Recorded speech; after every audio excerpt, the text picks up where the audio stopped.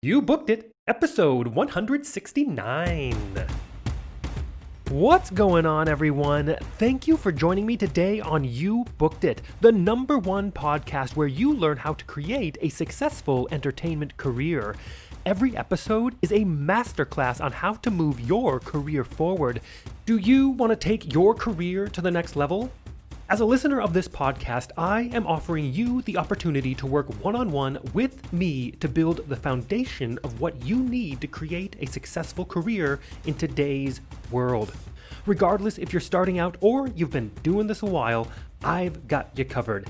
Look, when I entered this industry, I went to the #1 school in the USA for musical theater, graduated with an insane skill set, and zero clue about how to actually make my skills a career. I lost years of momentum because of it. Do not let this happen to you. That's why I created this podcast. That's why I'm making you this offer to coach with me. If you're interested, simply tap the link in the description of this episode and let's chat. Okay, let's get started. I am excited to introduce my guest today, Danny Becker. Are you ready for this, Danny? Yeah. Brilliant. Danny joins us all the way from the United Kingdom. He has been in many productions, which include the theater productions of Last 5 Years, the original London cast of The Prince of Egypt, Singin' in the Rain, The Light in the Piazza, Disney's Aladdin, Follies at Royal Albert Hall, The Who's Tommy, the UK tour of The Little Mermaid, Asian tour of The 12 Tenors, Out of This World, and Cinderella. Television includes Humans, All-Star Musicals, and Dancing on Ice. Film includes Rocket Man and The Theory of Everything. He is also a lead vocalist for AIDA Cruise Lines and a soloist on BBC Radio 2's Friday Night is Music Night.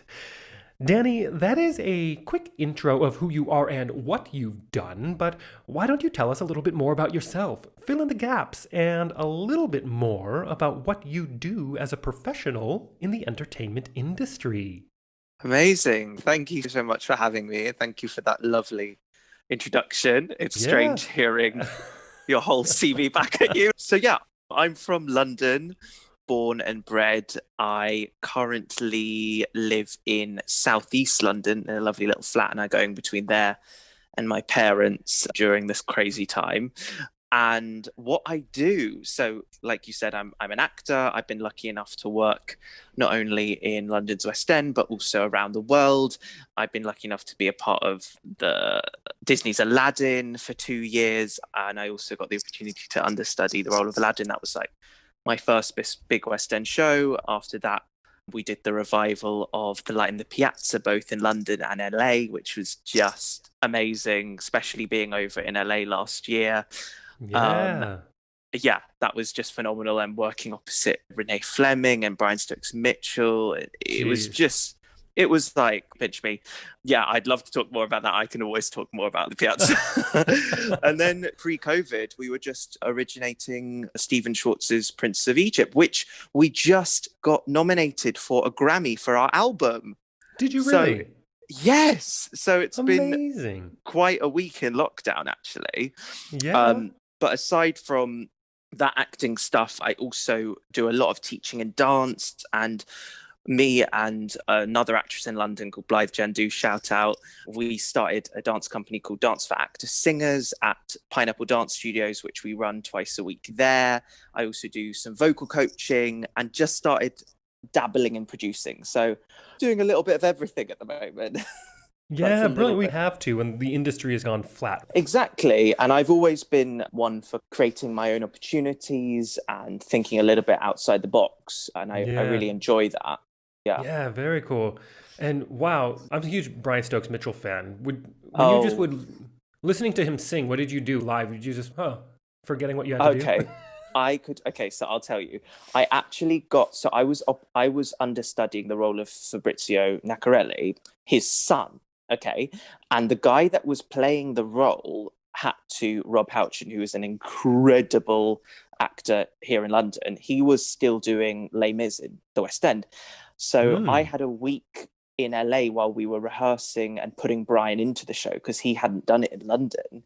We were putting him into the show, and we did the Sitzprobe, which is the first time you sing with the huge orchestra. And I got to do all of that as Fabrizio. So I had a week playing his son, which was just like, it was ridiculous. But I think, luckily, this is probably my naivety, I didn't quite realize how big he was and how amazing and all his past experience. So I was like, oh, this guy's incredible. And then only after the job, I was like watching him sing Ragtime and sing Dream the Impossible Dream. And I was like, oh my God, I can't believe I just worked with this guy.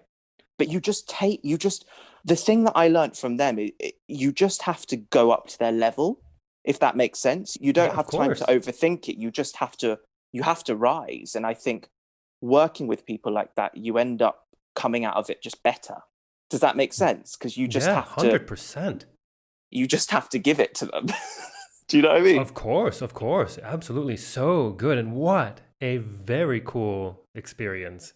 Oh, yes. I have to try to get him on this show. Jeez. Oh my gosh, yes. He's such a generous guy as well. I'm sure he would.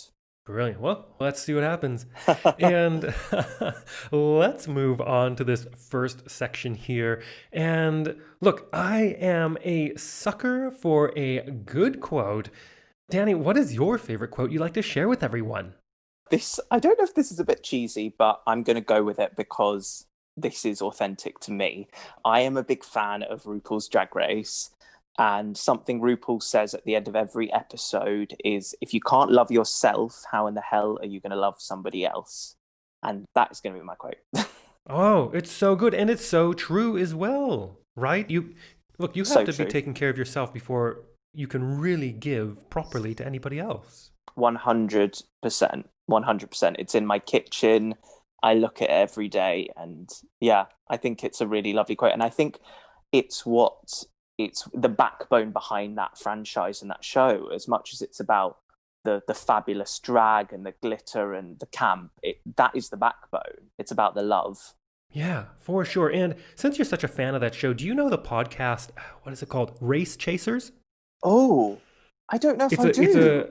So one of my best friends is co-hosts that show. I think it's 4 of them. It's him and his husband, and then I think a couple of their friends, and they just kind of like a round table chat about each episode. If you love RuPaul's Drag Race, you are going to freaking love their podcast. Oh my gosh. Oh, okay. It's not the one with Monet Exchange and Bob the Drag Queen, or is that? No, I don't think so. No, it's called Race Chasers. Race Chasers. Have a look at I'll look that up, definitely. Yeah, if you're a fan, you'll be a fan of that. So, really good. Oh, thank you for the recommendation. Of course, absolutely. I love a good podcast. Oh, yes. And let's dig into this section here. And Danny, of course, you are an entertainer. I'm an entertainer. And I think that you'd agree that this industry can be one of the most subjective, brutally honest, personally emotional industries in existence. And you know as well as I that in order to create and have a successful career in this industry, like you're having now, takes a lot of dedication and hard work. And while, there is an outrageous amount of fun and excitement being an entertainer, doing what we do, there are also our fair share of obstacles, challenges, and failures we are going to experience and we're going to have to move forward through. So tell us, what is one key challenge, obstacle, or failure you've experienced in your career, and how did you come out the other side better because of it? Yeah, this is a great, really interesting question. It got me thinking, and I come up with 2 answers. One's quite an obvious thing, and I'll start there. I'm dyslexic, so for any dyslexics out there, I am there for you. I feel you. I get it. And that kind of means I struggle with reading and spelling, and I've had that my whole life. And I throughout the beginning of my life, it was something that really held me back with my confidence, because the first thing you get when you act is that script. And if you can't read it and you feel scared and nervous that you're just going to trip up on your lines, how on earth are you going to then create a character and be confident enough to portray that? So that was a really big thing that I had to overcome. And it took me many years in my early life and a teenager to crack through on that and actually learn the tools I needed to overcome that. And I think that was the big thing with that. So it was about knowing that I could absolutely step in front of anyone and say, listen, if you want me to read this and sight read this, I'm going to need like 20 minutes just to read it myself and get a grip on it, and then I'll come back in the room and give it to you, and asking for material early and things like that, and little tricks. So that was a really big thing, but it absolutely doesn't hold me back now. It's because I now have the confidence to ask for the things I need with that. And then the other thing was a little bit more abstract, and it was something that I've realized throughout my career, and this is to stop accepting work I know in my heart was maybe not right for me. And this is a really interesting one, because I think as performers, we have this, it's drilled into us that we should say yes to everything because we're lucky to ever be asked to sing, dance, or act for money, if that makes sense. Yeah. But I think the ability to say no is the one power we have as performers. And sometimes saying no or leaving a job is the only way to get yourself into the rooms that you really want to be in, if that makes sense. Yes, so, I agree. Yeah. So that was a switch that I had actually about 4 years ago, and I left a contract, and it really then pushed me down the path to what I'd always dreamed of. And it was so interesting, that switch of saying, actually, no, I have to start listening to my gut when it comes to accepting jobs. It pushed me into this completely other direction. 100%. It was a handful of years ago. I had the same thing. I was like, you know what? This year I'm done doing things that I know I don't really want to do. And since then, I've only done projects that are inspiring and exciting for me. And it's right. It's a bit nervous, right? Because you're such in a habit of accepting and taking everything as it comes at you. But when you start being a little bit more choosy, that's when the stuff that really inspired me, the stuff that I was really proud to be doing, found me as well. Or I found it. It doesn't really matter that path. But I also think, but the caveat I think with that is that you also have to start, before you start being choosy, I think you have to say yes until yes becomes a problem. And you kind of have to run into that wall a little bit, because there's a lot of people that I know be like, well, I just don't want to, they keep turning things down. I'm like, you haven't done anything. You've done like one job in your entire life and you keep turning down opportunities. So you have to say yes sometime, because it can go extreme in the other direction too. I think it's best is to, when you're starting out, figure out what your limits are, figure out what it is that does inspire you, what is maybe a bit lackluster, because unless you do it, you don't know. And I always say yes until saying yes becomes a problem, and when it does, then you go, all right, let's scale this baby back. I just wish I would have done that earlier. But really, I wish I've started saying no earlier.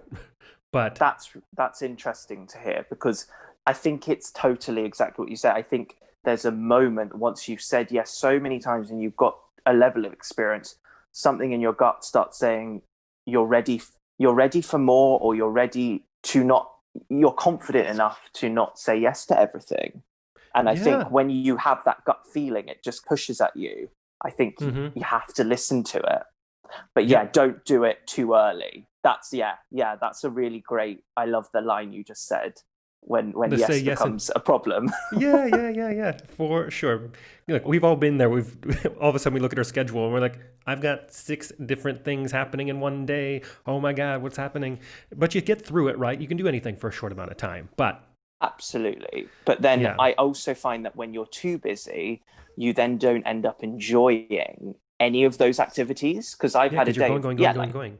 You're just going and you've got 5 like fabulous, exciting things, but you're just thinking about the next one. And then you get to the end of the day and you're like, I don't know if I've enjoyed that, but if I did took out 2 of them, oh my gosh, I would have enjoyed them so much more. And I think that's also really important. It's not just about doing as much as you can. It's about enjoying the process of all of it. Yeah, for sure. And let's move on to a time that I like to call your spotlight moment. That one moment in time you realized, yes, I am going to be an entertainer for a living. Or maybe it was, yes, this is what I need to be doing as an entertainer. Tell us about that. Yeah, so I will go really far back into my life. So my mother actually tells me this story, and I love telling it because I think it's really cute. Do you know what the Mist Men are? It might just be a British thing. No, The I don't. Mr. Met. Okay, it's a children's book. It must be just a British thing. And they're these cartoon characters, and they're really big, and they wear these kind of skins. Like at Disney, they have the outfit of Mickey Mouse or something. Oh, It's yeah. like that for this kid's cartoon. And she must have taken me at 2 or 3 years old. And at the interval, you get the ice cream. And she bought me some ice cream, and I love my food. So I was eating the ice cream, and I was so enthralled by what I was seeing. The ice cream literally was just melting all over my t-shirt, my trousers, my face. And I love food. So for me not to have finished that ice cream must have mean I was like mesmerized. And I Yeah. still have a vivid memory of a moment of that show. So it must have really impacted me, which is crazy to think at like the age of 2 or 3, that when you have those memories from that young, they must mean something, I think. Yeah. So that's really interesting. But for me, for something that I more into my life that I like really feel is when I was about 12, 13, when I found Wicked. And I was Yeah. completely obsessed with that show. And on my 13th, actually on my bar mitzvah, I'm Jewish, my parents took me to see Wicked. And I remember just sitting there, this is what I'm going to do. And it's interesting, it's quite full circle for me now, because of, I find this in theatre that if you do it, things do become a little bit full circle. So because I was involved in creating Prince of Egypt, and that was with Stephen Schwartz and Yeah. actually the same producers as Wicked in the UK, it was like, wow, this is some crazy full circle moment, and a different piece, but it was with the same team and the same style of music. And I was like, Yeah. wow, this might have been what it was like to create Wicked back in the day. So it was like, I don't know, my crazy theatrical mind. That was a pretty special thing for me. Yeah, that is so good. And I think Wicked is one of those shows that really, for people approximately our age, it really is one of those shows that we latch onto because the music is so good. That's what's so good about Stephen Schwartz, is everything he writes is just, you leave the theater singing it, always, I which know. is so And amazing. oh, it's so amazing. And getting to be a part of the creation and the silly things that I would bring or any other cast member would bring in the rehearsal process, and to see how people like Stephen would take what we did and mold his music to the things we did was just like, Wow. it was completely incredible. And to see how people like that would be inspired by us, yeah, it's pretty special. And it's, wow, we can all bring something to the table, and people can be inspired by that no matter how successful they are. Do you know what I mean? Yeah, 100%. Very cool. What an amazing experience. And I want to piggyback on that question real quick and talk about your number one booked it moment. Walk us through that day, the auditions and callbacks, if they happen to be a part of it. What was going on in your life? And what about that moment makes it your favorite booked it moment? So to me, one moment just stands out. Obviously, every moment is special in its own way, but I don't know if anything will quite get close to this. And it was when I booked Aladdin, and that, like I said at the beginning, that was my first big West End show.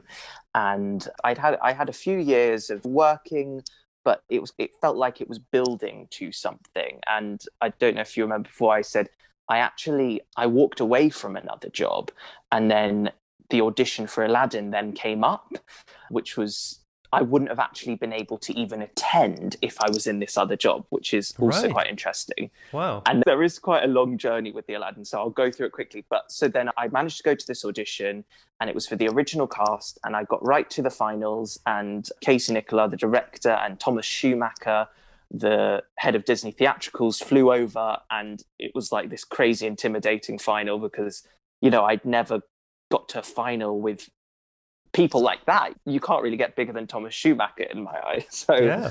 I was like this ball of nerves and sung Proud of Your Boy because I was up for the understudy for Aladdin, and it didn't end up going my way, and I was absolutely devastated.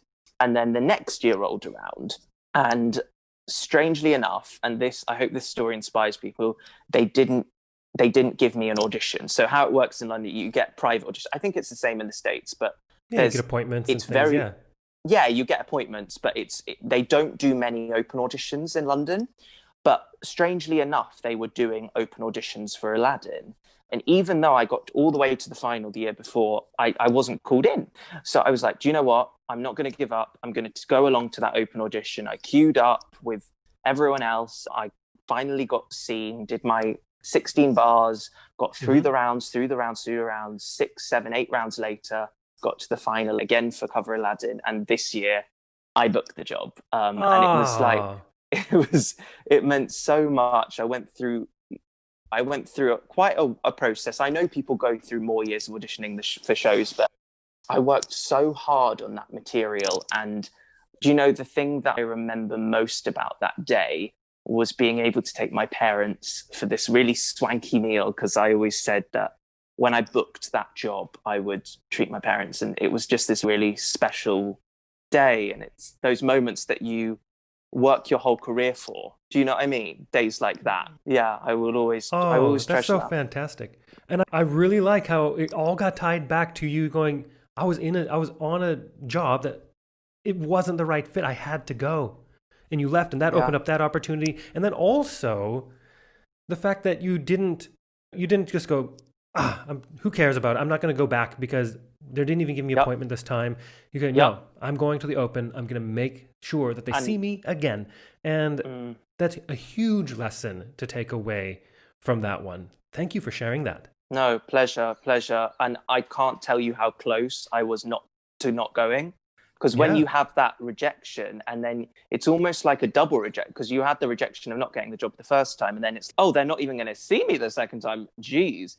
And you can't let that stop you, because it could have been as simple as my papers, some assistant missed me. It could have been something so simple, and it doesn't matter. You just need to keep pushing. Yeah. Try not to take those kinds of things personally. Look, it's hard to do in the moment, let's be honest. But like you said, your resume could have slipped off of a table, could have been stuck to someone else's. There are so many things that are so far out of why that could have happened. You just have to go, what can I control? And you know what? I can show up again. And that's exactly. Everything outside of that it doesn't matter. Exactly. Brilliant. Let's take a moment to talk about the present. What projects are you working on now? What are you looking forward to? And it's a weird time, right? We're amidst this global pandemic. How do you see the entertainment industry moving forward in the next couple of years? Yeah, so at the moment, I'm taking some time to work on my craft, connect back to what I do and trying to get better at it. I always feel like I never understand when people graduate drama school or graduate whatever course they're on and think, okay, I'm done. For some reason, I've never had that mindset. Even when I was, in Aladdin for 2 years, every week I would still train. But it's interesting, this time has given me time to reflect on, I haven't done as much acting training as I have in singing and dance in my career. So I was like, do you know what? I'm going to find an acting course. And I've been really drawn to Meisner technique. So I found this fabulous Meisner school in London, and I've been going to classes and actually finding a new vocal coach, me as a student, that I've been attending. And I've just been like honing my craft and keep going, keep feeling inspired, because I feel like there is never an end to learning, if that makes sense. So I will always just keep trying to soak in that information and get better and better. So that's been a really thrilling part of what I've been doing at the moment. Also, I've been teaching myself, and I love coaching my singing students and dance students. That's been super fulfilling when I've been able to do that in person, because it's starting to open up in London. We're just about to come out of our second lockdown. So I'm back in the studio next Thursday. We get out of the thing on Wednesday. So I'm back in the studio on Thursday, and teaching is like on par with performing for me. So I'm like loving that stuff. And then I mentioned before, just a few producing projects. And actually I've been part of creating a musical from the ground up, and part of the first meeting, a friend of mine put me, a lyricist and a composer together, and we've just been like developing this brand new musical. We actually laid down some tracks for it today, And that's been so amazing because you never really get that chance as an actor to work with a creative team from like the first conversation and be part of Yeah. that team that creates something. So this kind of piggybacks onto how I see the industry. I feel like if someone from the acting department is moving into these new places and creating what I think is a really great project, I feel like everyone's going to be doing this, especially people that are the writers and are the producers and are the choreographers. They're creating and using this time to make new work and be inspired. So I really feel like for the next few years we will see the fruits of this time, and we will see Yeah. some new exciting projects, hopefully not to do with COVID. Maybe we'll have a few, but I think I think this time's given people to do those projects, those passion projects that I really feel are going to become the next big thing, because I think all good projects start with a real passion, because Yeah. I feel like sometimes we end up just working to work, but those gems of shows or gems of music come from just a real guttural, passionate place. So I think we're going to get a lot of that streaming out in the next few years, I hope. Yeah, I agree with you. I think there's going to be so much creativity. I already know that there's so much creativity happening, so much creation of new works. And it's wild to think how, look, Zoom's been around a while. Skype's been around for freaking ever. Yeah. We've had the means to do everything that we're doing in this time for years, but we've never really taken advantage. And here we are now finally doing it. And we're finding we can really truly collaborate with people across the world. You don't have to have your creative team all in one city anymore. And people are open to it, and sometimes maybe a bit out of necessity, but it's become something where like, yeah, let's collaborate with this global team. And it's so cool. And not only that, but there's an interview, a previous interview, it was Benjamin Simpson. He, musical theater guy, then turned producer. He's now a 2-time Tony Award-winning producer, Broadway producer. And yes, I think I listened to that one. Yeah, so good. But one of my favorite takeaways from that, is that he said, look, my day-to-day of business, it took every minute in the day to run the business, right? And a producer needs new content. They need new works to continue to produce, things that inspire them to then go pitch that, find investors and all these kinds of things.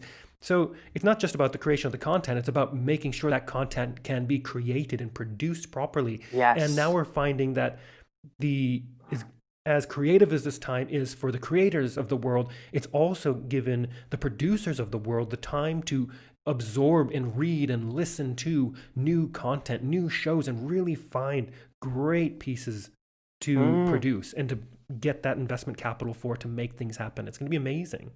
I completely agree. And I'm lucky enough to be working with quite a big producer in London, and she's collaborating with us on producing a project. And someone like her to think outside the box to produce first-time producers, and that the mindsets of, right, we have to just collaborate. I think the collaborations and the open-mindedness of these people that wouldn't normally do that will have huge impact in the future. Does that make sense? So yes, absolutely. And people like that producer taking would gamble be the right word? I don't know, because time. It's time. They wouldn't, because you usually want to go with those established teams that we've written shows, they've been successful. That's why people have success, because it makes the process easier. If people have been in there, they've done that, they've got a proven track record. But there's so much out there that's being created for people to go, you know what, I've got the time. This is the time when I can find that work that really is inspiring to me. Totally. I think that's a blessing. I think that's the silver lining we can take from this. Absolutely. Yeah, for sure. And it is time to move on to one of my favorite sections in the interview. I call it the Grease Lightning Round. I am going to ask you a handful of questions. I want you to answer them as quickly and concisely as possible, one after another. Are you ready? Yes. All right, first question. What was the one thing holding you back from committing to a career as an entertainer? I think it was belief in myself. And I think when I got the validation from people I respected. Around the age of 16, 17, I was like, okay, I'm good enough to do this, or they've said I'm good enough to do this. And then once I got that out of the way, I was like, full steam ahead. Yeah, cool. Second question. What is the best piece of advice you have ever received? I'm struggling to say this in a concise way, so I'll just say, I think it's we overestimate what we can achieve in 1 year and underestimate what we can achieve in 10 years. In other words, it's not a sprint, it's a marathon, and pace yourself and allow yourself the beauty of time, because we want everything now, and sometimes things happen in time. Yeah. And the compound effect of small little things and small little improvements over time. That's huge. Yes. Huge. I love the compound effect. Yes. Yes. And the third question, what is something that is working for you right now? Or if you'd like to go pre-COVID, what was working for you before our industry went on pause? I think the thing that was immediately working for me before and actually during is something I haven't spoken about, but it's embracing and celebrating the things that make me unique and not trying to be what I think other people think I should be, and just being like, this is who I am, and selling that. And I also think it's my ability to think outside the box and take action on the things I want. Yeah, I'm so glad that you brought up just being you and what makes you unique, because when you try to put on what you think someone wants to see, it doesn't work, because there's no way you can actually know what they're looking for and what they want. So absolutely, we're working on these multiple fabrications of this weird reality, and it just doesn't work. You just need to be you and trust that they line up. And if they line up, great. If they don't, that's okay too. But then you can at least go out, you can leave knowing, well, we weren't the right fit. I wasn't the right puzzle piece for their puzzle. And that's okay, because I'm going to go out and find where I am needed. And it gives you more control. 1,000,000%. I can't tell you how much I believe in that. And I think it takes a little bit of time to understand what that fully means. But yeah, embracing who you are is everything. Yeah, for sure. And the fourth question, what is your best resource? Whether that is a book, a movie, a YouTube video, maybe a podcast or piece of technology you've found is helping your career right now. I love a good podcast. I love a good YouTube binge. Some of the podcasts that I love listening to actors talk about their craft, and I love watching actors do their thing, because I just feel like I learn so much. So the podcast I listen to, obviously your podcast, you booked it, it's fabulous. I love little known facts. There's loads of performers on there. Table Manners is a great one. That's not as much about, that's creative people in general. And then just, a YouTube binge and just watching those performers that I admire and just trying to take everything I can from them. And the fifth question, if you had to start your career from scratch, but you still had all the knowledge and experience you've collected from your career in this industry, what would you do or not do? Would you do anything differently, or would you keep it the same? I feel like I wouldn't want to change anything, really, as I believe things happen for a reason, and I wouldn't be the person I am today without the mistakes and the successes and the lessons I learned along the way. So I think I would keep everything the same. The only thing I would want to implement is to worry a little bit less and trust and enjoy the journey a bit more. Trust and enjoy the journey. It's so difficult to be present, but really that's where the excitement, that's where the fulfillment, that's where the success is, I think, of this industry. Or it really expands beyond just being an entertainer. Anything that you do is what it applies to. You have to trust that journey. That's where the fulfillment comes. It's the hardest thing, but I think the gems are in the journey, because if everything was handed to you on a plate, nothing would mean anything. That's what I always try and remember. If it was just success, it would just be numb. You'd feel absolutely numb. So enjoy the failures, because it will make the successes feel even sweeter. Yes, absolutely.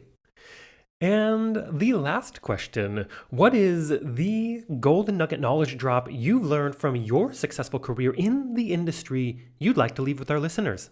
Treat everyone like you wish to be treated, aka be kind, be nice, be open, be yourself, work hard, and most of all, believe in yourself.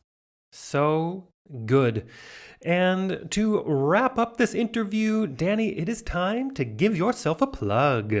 Where can we find you? How do our listeners connect with you? Is there anything you want to promote? You can find me on the Instagram and the Twitter at Danny Becker UK. You can follow all the good things I get up to, and I do the vocal coaching, so drop me a DM, or you can find me at my website at dannybecker.co.uk. Yeah, and hope to hear from you guys soon. Yeah, brilliant. Everyone listening out there, I have put the links to everything Danny just said into the description of this episode so you can easily connect with him. And also, be sure to share this podcast with your fellow entertainers, coaches, teachers, arts and entertainment educators, and anyone you know aspiring to create a career in the entertainment industry. You Booked It is the #1 resource of expertise on how to actually create a successful entertainment career. Case in point, everything Danny just shared with us throughout this entire episode, so many brilliant takeaways that you can immediately be applying to your career. If you enjoyed this episode, make sure you hit that subscribe button so you don't miss the next one. Danny, thank you so much for being here. So glad we got connected. Love Instagram for this kind of stuff. And it's been a pleasure to have you on. Thank you so much for joining us today. Don't miss an episode. Every guest drops more value and insight than any other resource out there. So make sure you hit that subscribe button. If you enjoyed this episode, we'd love to hear from you. Leave us a rating and review. Also, be sure to head over to youbookeditpodcast.com and join our free email community where we dig deep into a continually growing resource of truly actionable things you can be doing right now to help you advance your entertainment career. All the best to you.